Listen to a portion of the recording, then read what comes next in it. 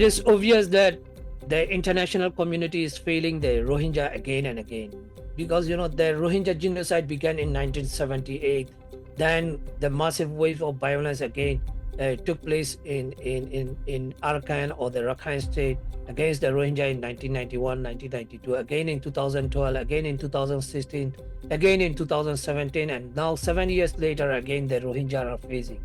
So the Rohingya are always trying to take their refuge in Bangladesh to save their life, while some people are trying to save their life. Many people are losing their life as well.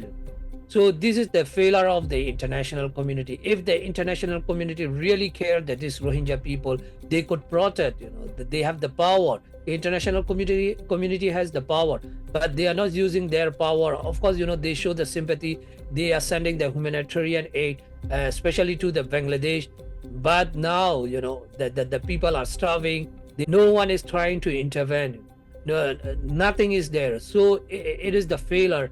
If they fail again, now what is happening against the Rohingya, I'm sure the Rohingya will lose their homeland for permanently. So I think it is the time to advise the international community to protect the Rohingya, and to bring back the Rohingya to their homeland by any means.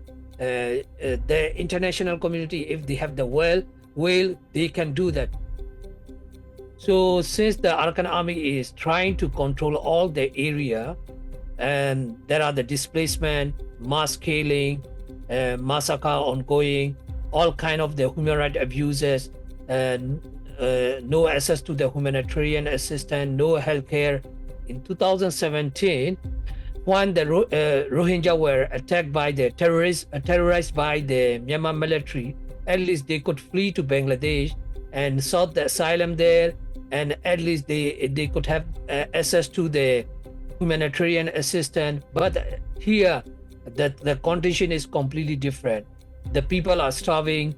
There are the numerous diseases the people are suffering from, and also the diarrhea.